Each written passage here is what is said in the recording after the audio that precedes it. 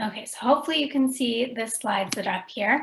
I am a Google certified trainer and a Google certified coach in Pittsburgh. I taught Spanish for 13 years to a range of grade levels, but primarily 8 through 12. And then for the past 3 years, I've been an instructional technology coach in my district, and I've been working with teachers from kindergarten all the way through 12th grade. So I work one-on-one with the teachers. I'm in their classrooms a lot. They volunteer to work with me to solve a classroom challenge they're facing, and we usually try to find a tech-based solution to that. So it's been really awesome to be able to support teachers because teaching is not easy. And as we know, this year in particular will be a year like no other, I think. So we are going to get started.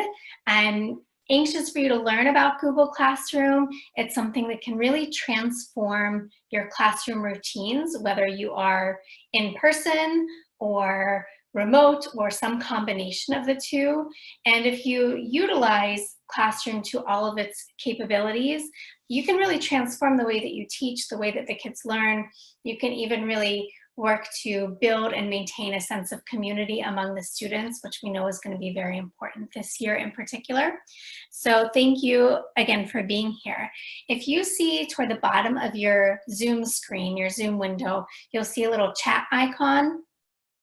If you see that there, go ahead, click on it. If you're new to Zoom, a chat panel will pop up. On mine, it pops up on the right. And at the very bottom of that, that's where I can type a message. So feel free during today's session to ask questions there. I will stop several times to try to view that and answer questions as we go. If there's a time where you think that I intend for you to be seeing my screen and you can't, please feel free to unmute your mic and chime in. That would be wonderful. But like I said, feel free to get comfortable with that chat box if you want by typing in a message for us. And we are going to go ahead and get started. So today will be really hands-on. The whole reason is because I want you to leave here with something you can use this school year with your students. So there will be a lot of things that I'm doing, and I'll have you kind of mirror that same action. So the first thing we'll do to get started is see what Google Classroom is like from a student perspective. There's no student view button in the teacher side of Classroom. So I want to give you a chance to explore the student side as we get started. So the first thing you'll do is you're going to keep this Zoom window open, of course, but then go ahead and open an additional window. I recommend using Chrome if you've got it. So you'll open an additional window, and then you're going to go to classroom.google.com. And if it prompts you to log in at any point, you are going to want to log in for now with a non-school account. The reason for that is that to join a Google Classroom that's external, that's outside of your school's domain, a lot of schools have it set up where you can't do that from your school username for security reasons, understandably so. So for this part, when you're joining as a student, you're joining my training classroom, I'll ask you to log in with a non-school account. Once you're at classroom.google.com, you'll see on the upper right-hand corner a little plus button. So I'm hoping you can see that on my screen there. And once you see that little plus button, go ahead and click on it, and your options will be join class or create class. For today, right now, you're going to join class. We will be creating your own classes with your school email shortly. But for now, you're going to click join class, and you should be prompted to enter a class code. Your class code, I'm hoping you can see it on my screen. It's all lowercase. JWUHSYZ.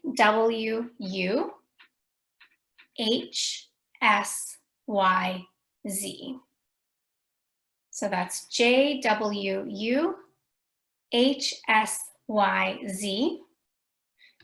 And I'm also going to attempt to put that in the chat as well.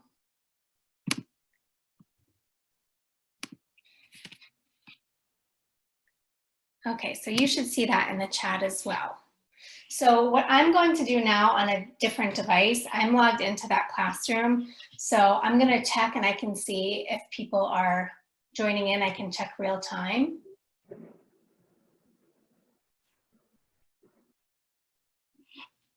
So I'll give you another minute because it looks like we need some time still, but our first few activities will be here. If you're having trouble, in Chrome, if you go to the very top of your screen, that File button, you can choose Incognito window, New Incognito window. If you're having login complications, that would be a great place to go. And then sometimes if you're logged in with multiple accounts, it keeps bouncing you back to one that you don't want to be in. So New Incognito window is a great trick. That's also something I tell a lot of our students and teachers about, because a lot of kids are sharing a device with siblings at home now. So if they can each use a different incognito window, it keeps their logins separate so they don't get all mixed up. Can you go back and say, what was the website again? Because I had to log out and log back in. I'm hearing someone, but not well. So I'm not sure if it's a question or if it's. Yeah, can you go back through and tell me the website again? Because I had to log out of an account. Absolutely. So it's classroom.google.com. Thanks for asking.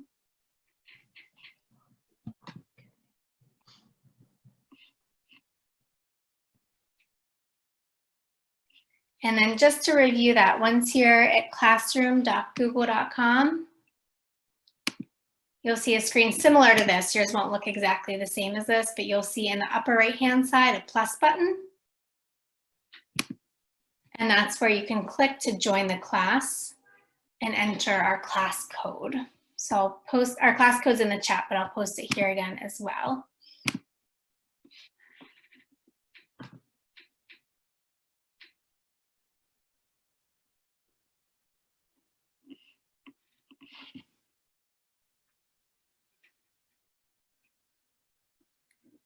Any questions so far?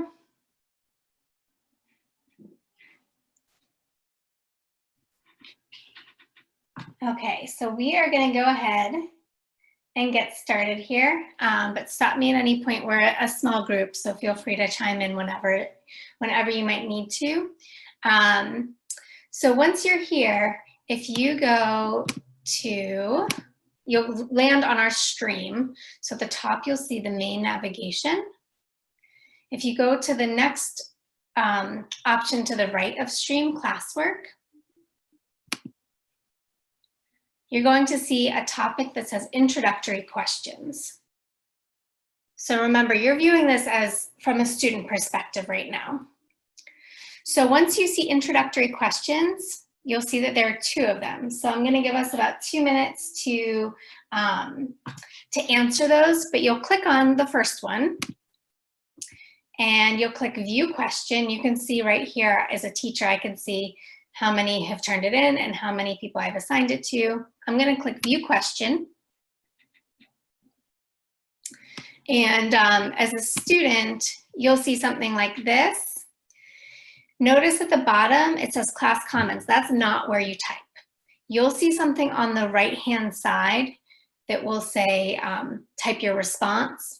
And you'll see a little eyeball with it too. That means that once you type your response, your classmates can see it. I've set it to be that way. It doesn't have to be that way, but I set it that way. I've also set it so you can comment on each other's responses to try to build some connections with each other.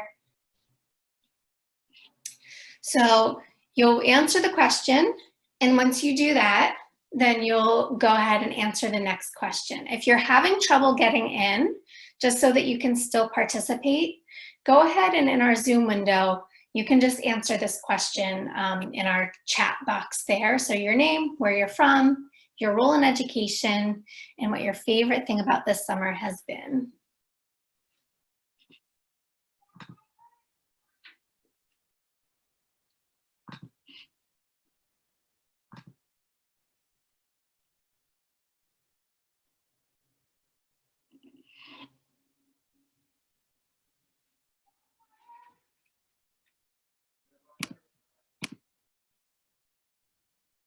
Does everyone see the chat box feature?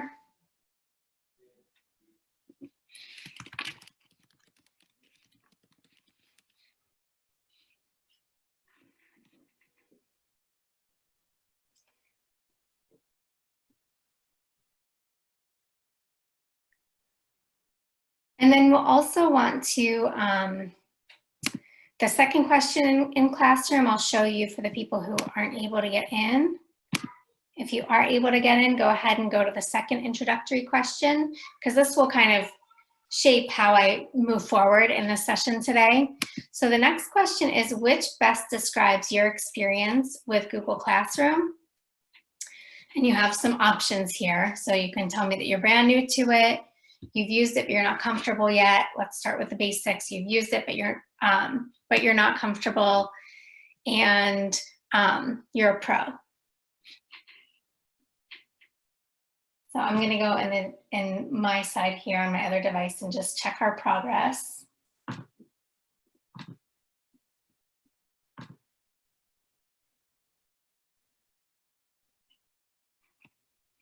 If you aren't able to answer that in Classroom, if you could answer that in the chat box of our Zoom call, that would be really helpful. The class code will not work. Jennifer, is it all lowercase? So I believe it's case sensitive.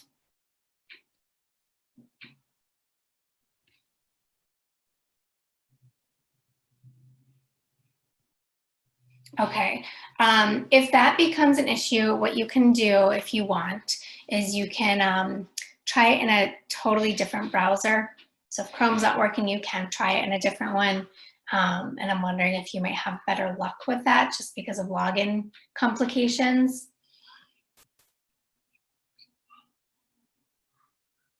Great, I see we're getting used to the chat feature now.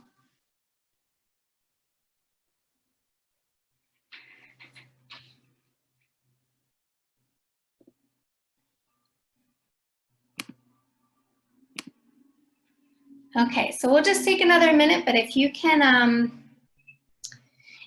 take a moment to also let me know in the chat or in our Google Classroom what your experience level with Classroom is, that would be really helpful because I want to make this worthwhile to all of you.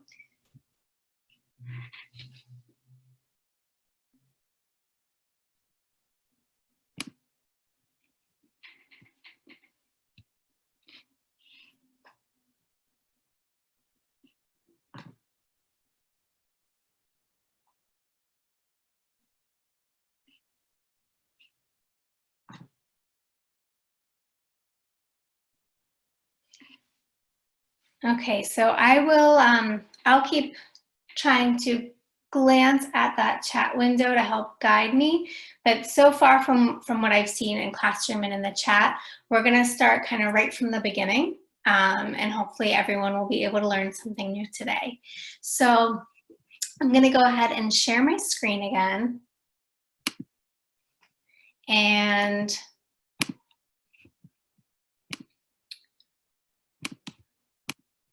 I'm gonna ask you to, with that, if you are in our training classroom, go ahead and minimize that window. Don't close it because we will return to it later, but just go ahead and minimize it because you won't need it for the time being. And here's a little bit of what we'll do today. We will be setting up your Google Classroom. You'll learn how to post announcements, create assignments, and access your student work. So the very first thing we'll do is set up our Google Classroom. If I'm going too fast, let me know. There's a lot that we want to get through today. And the first part has a lot of steps to it. I think the other parts are actually a little bit easier to follow, but the first part has a lot of steps. So to start setting it up, we're going to find Google Classroom. We'll learn how to create a class. We'll learn how to enroll students, and we'll talk about adding families. So what you want to do right now is you want to open another new window, and this one's going to be with your school account. So if you're already logged in with your school account, don't worry about the incognito window, but you're going to open an additional new window and take a moment to set it up so that this Zoom call is in one half of your screen, and then the other new window is in the other half of the screen. Like I said, today is going to be kind of a demonstration, so I want you to be able to see our Zoom call on one side, but then have your Google Classroom that we'll create today on the other side so that you can do the same actions. So once you've got two windows open, you are going to want to, in your new window, with your school account, go ahead again to classroom.google.com. And this time, of course, if it prompts you to log in, definitely use your school account because I want you to have something that you can use with your students right from the start this year. So once you go to classroom.google.com, your screen will look something like this. So again, and I'm kind of doing this twice so you start to get accustomed to what you're seeing here. So again, in the upper right-hand corner, you see a plus button. It might ask you if you're a student or a teacher. So go ahead and select teacher. And this time, instead of joining a class, you are going to create a class. So once you've clicked create class from that plus button in the upper right, here's where you can enter your class information. You can edit this information later, so you're not committed to it forever, but I would go ahead and name your class. Something to think about. Yeah. Mine is only giving me join class as an option. Do you see a little circle on the right-hand side, like where my R is? Yes, it's got my picture and my school account up there. And it does. So what I have found is with some people, do other people at your school use Classroom already? Yes, and they have, I'm the principal, so they have put me into their classes so that I could see what they were doing with their kids. Uh-huh. So is that what's causing me problems? No, I don't, because it's only letting you join, it might be. So what you could do now is in that personal account, you might want to create one from your personal account since you won't be necessarily using it with students anyway, given your position. I'm wondering if what happened is, and I could be wrong, but like your G Suite admin can enable like certain domains, like a student domain to be only allowed to join a class. And then the teachers to create, and then maybe administrators are in a separate user group. Okay. So I'm guessing that's the issue, but I'm hoping with your personal account, you can still create a class. Okay, thank you. Yeah, thanks for asking. So once you have created your class, you can go ahead and name it. Something that people ask a lot is how many classrooms or sections should I create here? So think about what makes sense for you. If you are not departmentalized, I would create one class for your kids. If you are departmentalized, think about whether on your grade level it would make sense to have one Google Classroom with all the kids in it, and then remember that that means if families are engaging with the classroom and like commenting, that's a really big group sometimes. Or does it make more sense to have it split up by you know, your section or just the areas that you teach? So a lot of things to think about. You can all be co-teachers in each other's classes. But for now, just kind of create one just to have it to play around with. And on the bottom right, you'll click create. I'm gonna click cancel, but you'll click create. And then it will take you right to your stream. This is kind of the landing page. So yours will be emptier here because it's brand new, but we will be filling it up a little bit today. So you have created your first Google Classroom. Congratulations if this is the first time for you. It was that simple to do. So now that you've found Google Classroom by going to classroom.google.com, you've created your class.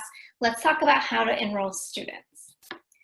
At the very top, that's our main navigation where it says stream, classwork, then I see people and grades. I'm gonna go to people and I'll show you a few ways to get your students on board. When I go to people, I see teachers and students. Across from teachers, I see this icon of a person with a plus sign. I can click on that and invite co-teachers to co-teach my class. These can be people who are true co-teachers. They can be instructional aides, special education support, whatever it may be, just maybe people in your grade level and you want to see what each other's doing from a teacher perspective. That's something that you can do. If you go to students, you see that same icon, the person with the plus button. You can enter your student email addresses or their names and their email addresses will come up. If you do that, the kids would get an email and then they would need to accept the invitation to your classroom, and then you would see their names populate here as you refresh the class. Some people like to do that. If you have a big group, it can be tedious to enter all of their names. And another concern with the little ones is they might not have email access. So that might not be the best route to go. So I know for our school, for instance, the kids have Google usernames and passwords, but the really little ones have the email function turned off. So this wouldn't work for the little ones at our school. So another way to do this, I go to the top navigation and I go to stream. If I look just under my class title, I see where it says class code. So what I would do, let's say we're starting in person for the beginning of the year. And I know everyone's situation is different, but if we're starting in person, I would have the students go to Google Classroom, or if they're on a tablet, have that Google Classroom app right there. It will ask them to log in. So they'll need their login credentials. If they're doing this at home, a grown-up is going to need their login credentials, because I can't imagine a kindergartner would know how to do this for the first time. So they'll need to go to Google Classroom, classroom.google.com. They'll need to click that plus button like you all did in the upper right-hand corner at the beginning. They'll need to choose that they're a student, and then they'll need to enter your class code. If I were in person, I can click this square icon here and display the code on my board. But I know that all of us may not be in person. If I were remote and I wanted to do it this way, I would type these instructions up and use them to communicate with the families, meaning the parents or guardians of the kids. And I would send all the instructions with the class code. Again, the families will need the students' login information. And you could do this if you're using Class Dojo to communicate, or Remind to communicate, or if you wanted to post this on your school's website. Most likely your IT has it set up so that no one outside of the school domain could join your classroom. And if you post it on the school website, if you see a student from another class has joined your classroom accidentally or not, you can remove them in that people feature there. So that's another way to do this. So you can go to people and enter email addresses, or you can just go to stream and have them enter that class code.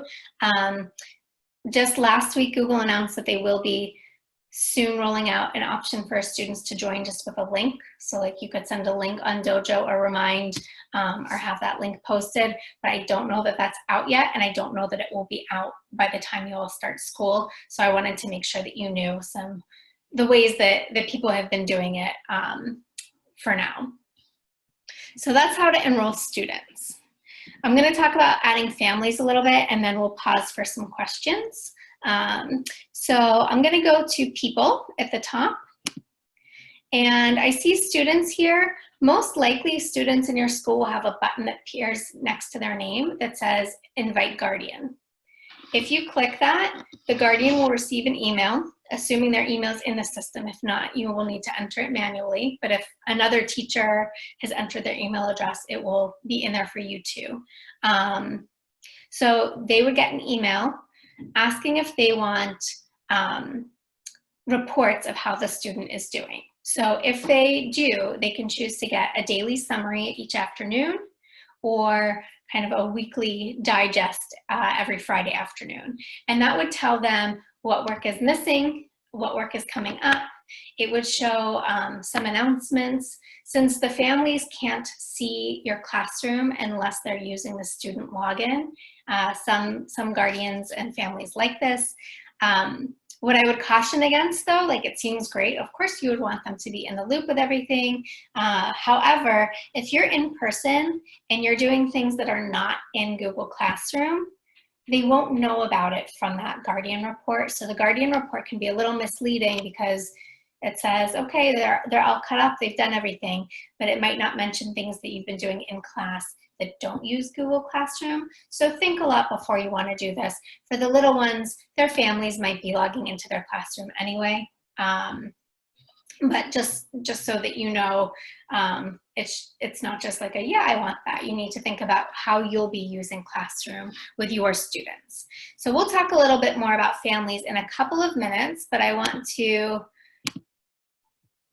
take a pause here, taking a look at all that we've done so far and see how we're doing. So I'm gonna stop sharing here and just check the chat for any questions. I don't see any. Are there any questions so far?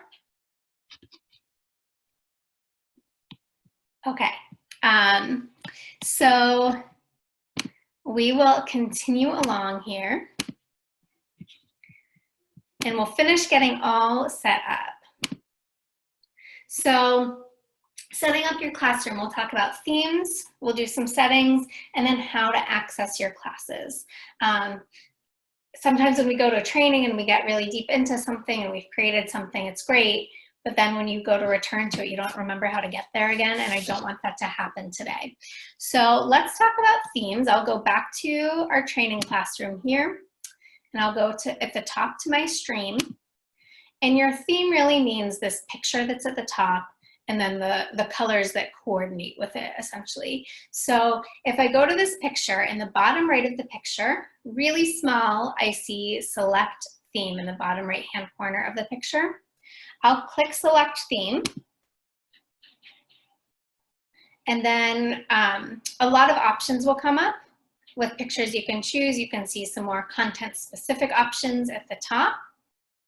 And you click on what you'd like. And then at the bottom, you click Select Class Theme.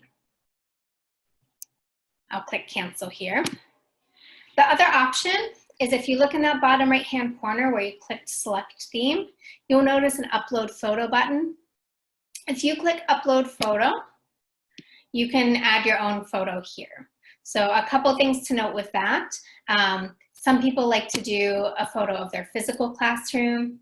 Some people like to do something with Bitmojis. If you're lucky enough to start in person, some people like to get a class photo of everyone and post that up there. So once you put your own photo, you might notice like a grayish tint come over it. The image won't be as vibrant as you might be expecting. Unfortunately, that's something that we can control, you or I. So don't be disappointed if that happens. That's kind of built in there, I think, for readability. And then the other thing to note is the sizing can be tough. So later when we explore classwork, you'll see that I've posted a bunch of resources in our classwork section. I'll be keeping this training classroom active for a while, so you can return to it if you ever need resources, or if you ever even want to experiment with it from a student perspective. We'll know why you're adding things. It's just to see how it goes. But in this resources section in classwork, you'll see an Alice Keeler classroom header template, and that will help you get your sizing. So that's a little bit with your theme. We're going to take a look at settings. To go to settings, you look at the upper right-hand corner and you'll see that gear or cog there. And we're going to be returning to settings several times today, so you'll get really used to where it is. So if I click on that gear, there I see my class details. So if I want to edit anything at any time there, I can always return to that to do that. And then if I scroll down, I see general. So we'll just do the first one here that says class code. And you see a little triangle there, upside down triangle next to my code. I can display it as you saw. I can copy it to paste it elsewhere. I can reset it. So if I get a code I don't like codes with zeros and O's or lowercase l's and number one, because it's hard for students to sometimes know what it is if I'm not there in person with them to verbalize it. So you can reset a code as many times as you'd like. You can also disable a code. So if you at some point want to stop students from enrolling, you can disable your code. When you enable it, let's say you get a student enroll mid-year. If you go to enable the code will have changed. It'll generate a new code for you. So that's something to be aware of too. Generally, if I found a code I like, I just kind of keep it, I keep it open. So that's a bit for settings. If you've made any changes, in the upper right-hand corner, you'll see a save button. So make sure you click save. I did not make any changes, so I'm going to click the X in the upper left-hand corner. And then the other thing I wanted to talk about is accessing your classes. So there are several ways to do it. You're getting used to classroom.google.com. That's the way I like. Most people don't like that way.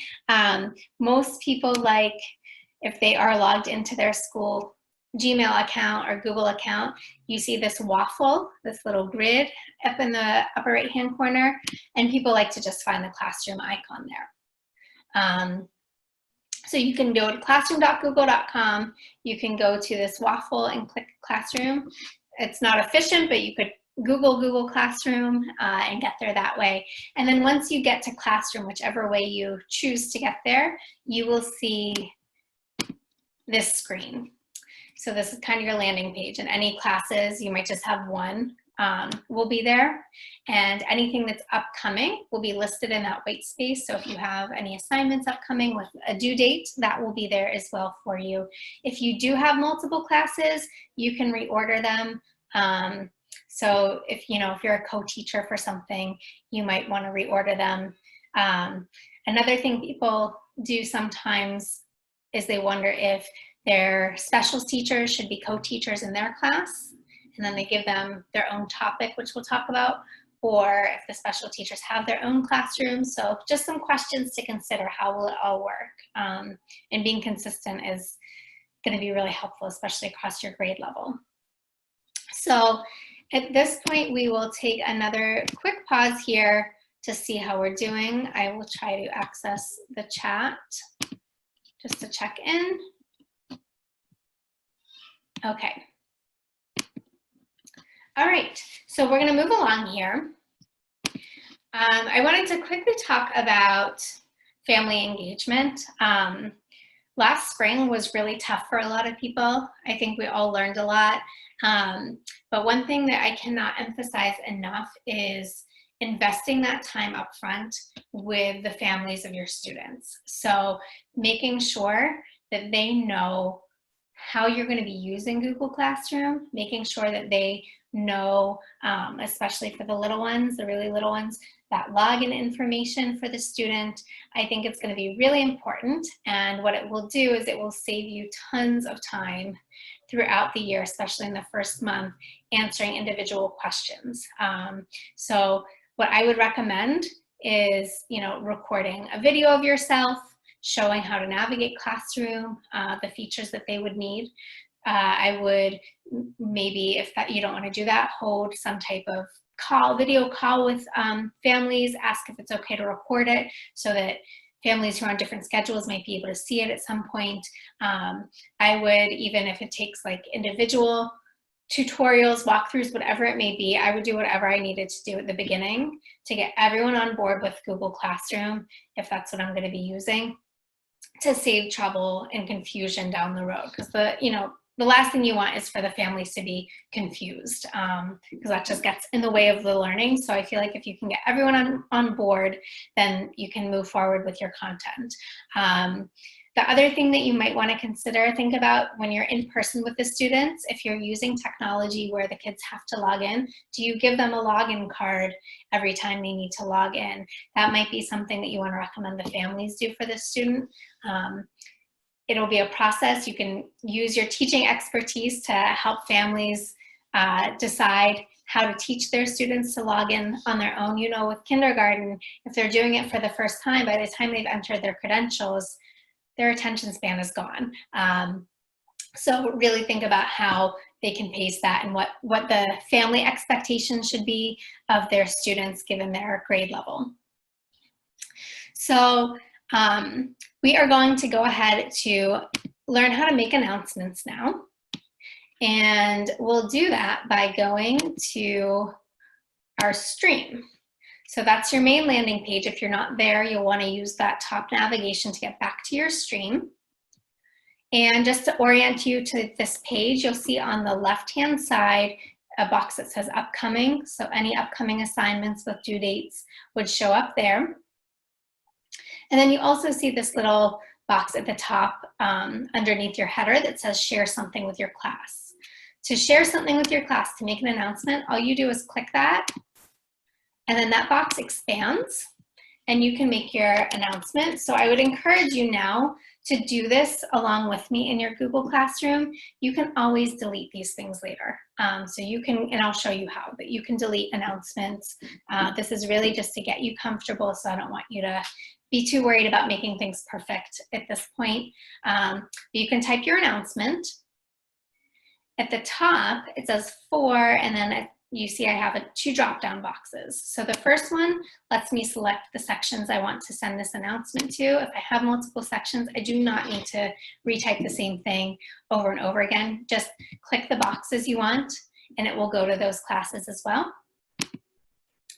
You also see I have something that says all students. This is one of my favorite features about Google Classroom, is that if I click off of the all students, I can send announcements to individuals or groups of students. It's wonderful for differentiation. The students won't know that only some have received a certain message unless they're talking to each other about it. So take advantage of that feature as well. And then underneath my message, I see a little add button on the left, so I can add attachments there. And then on the right, I have my cancel, my post, but next to post, I have an upside down triangle. So if I click on that, I see where I can save this as a draft, or I can even schedule it. I'm an early morning person.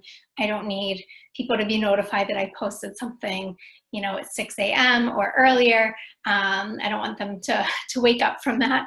So I often schedule things to be posted at a more reasonable hour. But if you're someone who's working ahead on a bunch of things, you might just want to schedule those out.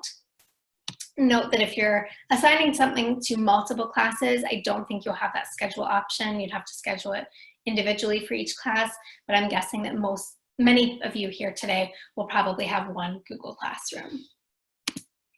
So once you've done that, you can click post. I'm going to click cancel here, and you should notice your message right at the top.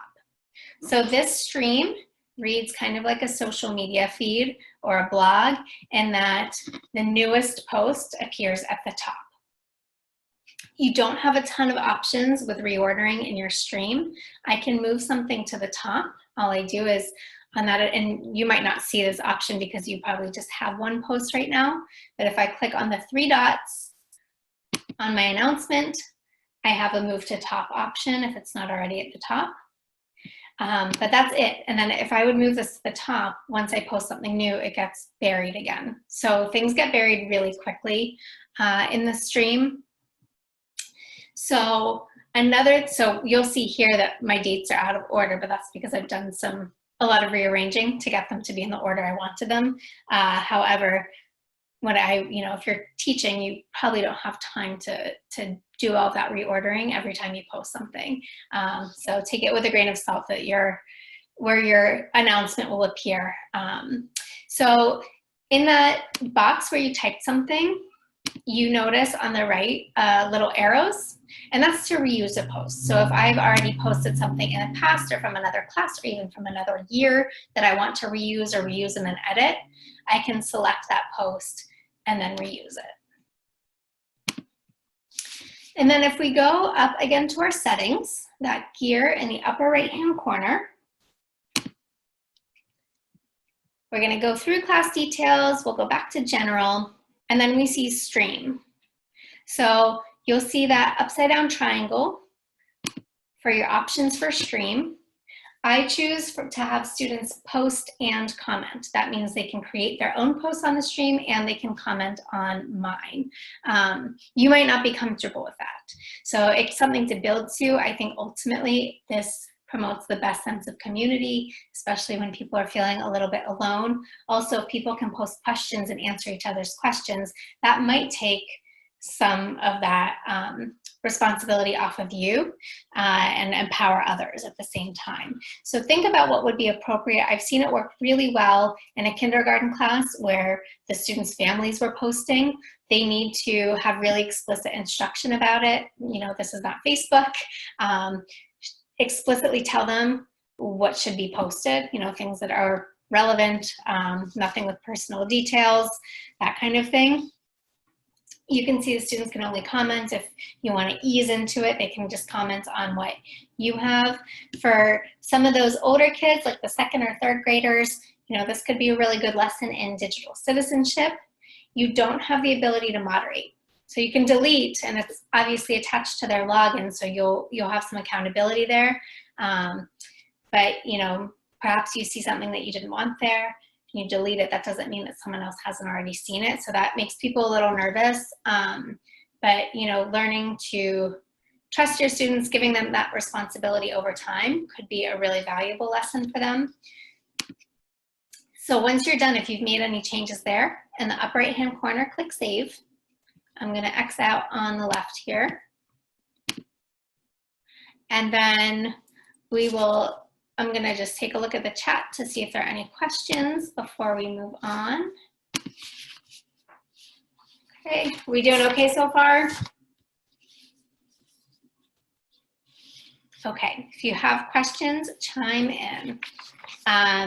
So the next thing we'll do, since we've made our announcements, we are going to learn how to create assignments. Remember that your assignments can be activities. So I use the word assignment, but it might just be your learning activity. So to make assignments, I'm going to go over, instead of stream at the top, I'm going to choose classwork. My classwork page has a lot already because I wanted to post a lot for you to interact with as students. And if you see here, just to see what the interface is like, on the left, you see topics. Those mirror these things that are in larger font. They're kind of my sections. I do have more flexibility here on reordering these. I can just drag them to where I want them to go.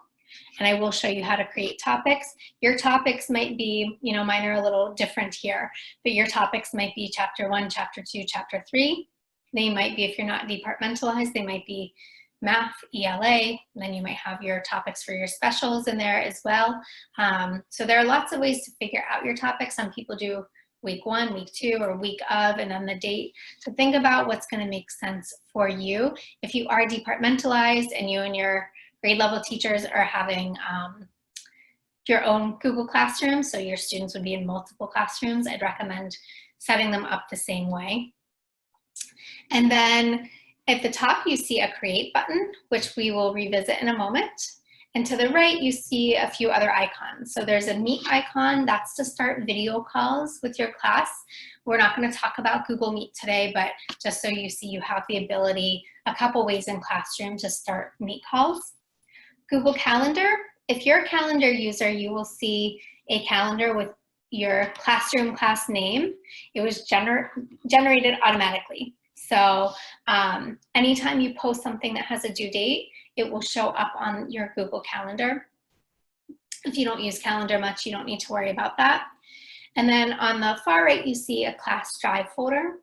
So if you are a Google Drive user, you will see a folder with your Google Classroom name there. So don't say to yourself, I don't remember creating that. You didn't create it, you're not going crazy. It was generated automatically when you created your Google Classroom. And that will store all of your student work. That's not where I choose or prefer to see my student work, but it's in there. So if you ever want to see all of your student work at once, you can go into your Google Drive and it'll be there. So it is a nice feature if you want to use it. So let's go back to this Create button. If I click on it, I see a long list of options. We will focus on assignment mainly, but to give you an overview of the others, I see a quiz assignment that would create a blank Google form. I see question, those are like the questions I asked today. I've seen those used very effectively in person too. And you have a choice of short answer, multiple choice. Students can see each other's responses after they respond or not and comment to each other. Material, I like to use those for reference.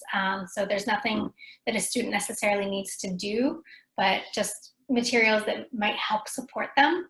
Reuse post to reuse assignments from other classes or previous years even.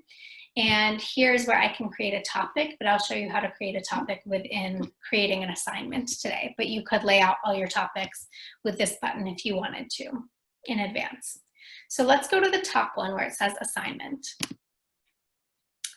And I'm going to show you two assignments today, one with an attachment, one without an attachment. So the first one will be an example assignment with an attachment. And I'm going to say, click on the attachment on the right, complete the activity, and return to this assignment to click turn in. So I would think that a little one might have trouble reading that without support. So think about that as well. Here's where below I can add my attachment. So I'm going to do that now. And like I said, that training classroom will be open for a while, so you can revisit this whenever is good for you. I'll click on the assignment I want from my Google Drive. I'm inserting it. And then this is really important. This students can view file comes up on the right. I want students to be able to interact with it. So I have to click on my options. I can have them edit the file, which would mean they all have editing rights to my main copy. And I don't want that. Sometimes you want to have the kids collaborating on one file, but that's like a gradual process, I think. So instead, I'm going to choose make a copy for each student. That leaves my file untouched, but then each child can open their own copy and interact with their own copy. Over here, I'm going to, on the right, assign it to the classes I want it to go to. I can even assign it to individual students or certain groups of students. I can add my points or make it ungraded. I can choose my due date. I can choose my topic. If I don't have a topic, I just click create topic. I have one, mine is called example assignments because I've already made that topic. I can add a rubric from Google Sheets or from Excel to Sheets, or I can create a rubric right in here. For the older kids, these originality reports, I believe unless you're G Suite Enterprise, you can only use this for 3 assignments, but it is a great way for the kids to learn if they're plagiarizing or not, because they can check their own work up to 3 times, I think, when you activate that feature. And then I can click that triangle in the upper right to schedule this, or I'll just click assign now. So if you're in our Google Classroom, what I'd love for you to do is to go back to our training classroom. And if you go to classwork, you will see this example assignment. I'm actually going to drag this topic to the top.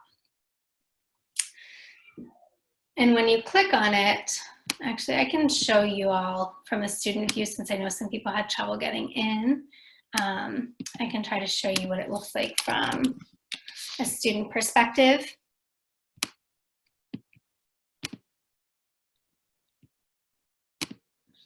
So I clicked on classwork. I see this assignment. So now I'm a student in this. I click on the assignment and it says click on the attachment on the right. That's assuming I click view assignment. Otherwise you see the attachment here. I really like to get the students in the habit of opening the full assignment. So clicking view assignment, because then they can see, my logins are getting confused. But then they can see here, they would see the turn in button. Let's see if it works here. There we go. So a student would see the attachment on the right. They see class comments below, and then on the right bottom, they see private comments. So important for them to know which goes to the class and which is private. I always worry about that. But the students would click on the assignment, and once they click on it, a copy is automatically made with their name at the beginning for the file name. So as the teacher, I know exactly who this belongs to. And then the students can complete their work. And then after they've completed their work, what I really encourage you to get them in the habit of doing is going back to classroom and clicking turn in. Now, if I didn't click turn in, my teacher can still see, since my teacher created the assignment, they can still see that I've opened it, has my name there, they can see what progress I've made, but you don't know if the student is done or not. They might be doing it in multiple sittings. So clicking turn in brings some finality to it. So really get them in the habit of turning it in.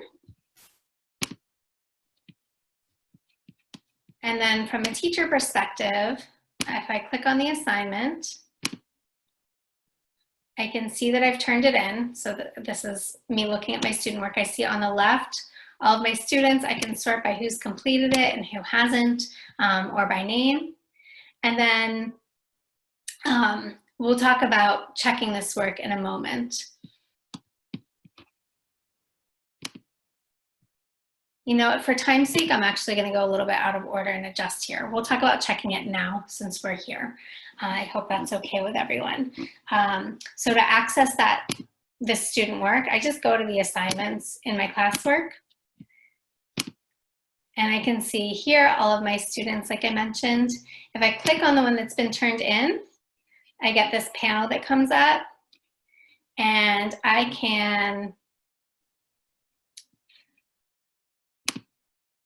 have this comment button at the top, so I can add comments to certain parts if I want to for that student. I can even add those comments to a comment bank. So if I use the same comment over and over again, I might want to add them to a comment bank that I can do over and over and again. If I want to see this in a whole new window, on the right-hand side, I have this little pop-out icon, so I can pop that out into its own window. I can assign the grade, and then here I have private comments. A lot of teachers like to make comments, have the student reply back to the comment to make them really respond to the feedback before they'll actually assign a grade. So it's like incomplete until the student has responded to the private feedback.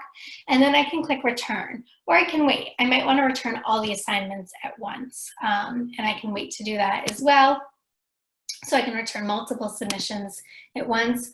At the top is where I see students. So I can toggle between student names, or I can click between students. And it's a really nice way of kind of having a workflow to grade all of your work. It makes grading digitally a little bit easier if we were used to grading on paper, because to me, that transition takes a long time. But at least the workflow is kind of there for you. So that is how to grade an assignment with an attachment and how to post an assignment with an attachment. So let's go ahead to an assignment with no attachment. So I go back to classwork, and I'm going to do create assignment, and I'm going to call this example assignment with no attachment. And remember, right now, it's okay to assign things that are off screen. Kids can still turn it in so that you can see it, and it really gives them a nice break from the screen. So use, on-screen assignments when it makes sense, but if it makes sense not to, don't. And remember, I know that you still want your kids to know how to write. So it's okay to have them write assignments. I might say, write 3 sentences about your day today. And I can add my criteria, use capital letters and marks or something. And I'm not going to add an attachment. On my right-hand side, I can assign to certain classes, students, assign my points, due date. My topic, I will choose example assignment, so it stays organized. I could add my rubric and my originality reports. And then I'm going to click assign. So from a teacher perspective, now I can see my new assignment is added to the top. I can drag assignments around if I want, or things within a topic to reorder. But from a student perspective, and I should have added my explicit instructions there. From a student perspective, what they will see, what I would have added is, I would have also added, take a photo of it, and then add your photo and mark as done. So with this one, like if students have a tablet, let's say, most of the kids will know how to take a photo of their work. The little ones, in kindergarten may not, but some I think probably will. What they would need help with is knowing on the right to add it so they can upload their file, and then they mark as done after. Of course, if they're not using tablets, they're going to need an adult's phone probably to do this with. So remember that that's an option, is to assign something with no assignment. Once it's marked as done, the grade flow would be the same on the teacher end. I would just see attachments with the student's name that I would click on to see their work. So that's a lot of information. Before we really get into grading, we'll take a few minutes to do that before we close. Are there any questions? I'm just gonna peek at the chat. Okay, so to grade student work, we talked about how to do it if you are working from an assignment. But one thing I wanted to show you is the grade book.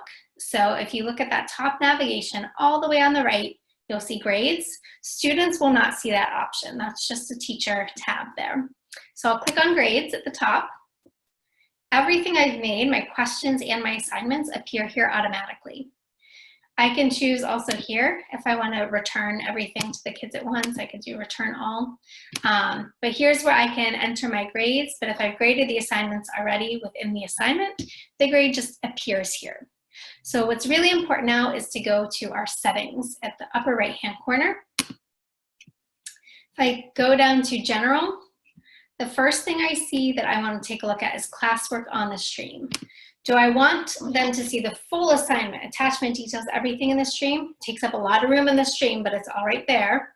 Do I want them to see a condensed notification so they see there's a new assignment, now I need to go to classwork and see the details of it? Or do I want them to not even know that I've assigned work? I don't think you'd want that. That some people like to keep their stream nice and tidy. So think about how you want those assignments to appear. And then if we skip down to grading, you can choose your grading options here. So overall grade calculation, you can choose no overall grade, total points, or weighted grades. You can choose if students can see the grades. Again, if you're doing things that are not in classroom, it can be misleading if the students see a grade there. So, you might want to encourage students and their families, no, check our electronic grade book, our LMS that our school uses, whatever it may be. Obviously, if you choose weighted grades, at the bottom, you need to select add grade category, so you can assign your categories and the percentages. One thing I want to be sure to share with you, and if you make changes, of course, in the upper right-hand corner, click Save. One thing I want to share with you is that students, when they go to classwork, they will see something that says My Work. And if they click on it, they can see what they have completed, what is still incomplete, and if you choose to let them see an overall grade, that would be there as well. So that grading portion looks a little bit different on their end. They also will have, if I click on these 3 lines in the upper right-hand corner, where mine says to review, so that would be any student submissions, theirs says to do. So they would get a to-do list from all of their classes to help keep them on track as well. So we have done our viewing and grading student work. Are there any questions before we wrap up? I want to respect everyone's time here. Okay. So at this point, I posted here a bit.ly link. It's bit.ly, and it's all lowercase, /classroom OME-RESA with no hyphen. And that's a really short reflection and feedback form. The feedback is really helpful for me. I take it really seriously, and it's very important to me that people attending my sessions get something out of it. And it's also for you, I'm hoping, so you can reflect on what you've gotten out of this. It's a lot of information, and I think that having that moment to stop and process everything we've talked about can be really valuable. In a moment, I'll post my contact information. Like I said, our classroom will be active. I've even put on the resource section some resources for families that you can share with families in your classes if it'll be helpful. So utilize that as much as you want, and feel free to reach out at any time to ask any Google Classroom question that comes up. So I hope that you're feeling more comfortable with Classroom. I know that you might not know how to do everything yet. This definitely showed you the basics plus a bit more, but I think as long as you kind of get the general orientation and start to know where to look for things, you'll be able to figure stuff out at that point. So really it's about raising that comfort level. So thank you so much. I hope that you have a great school year. I hope that no matter what this year brings, it's fulfilling and you enjoy working with your students. And I wish you all the best of luck. Thank you.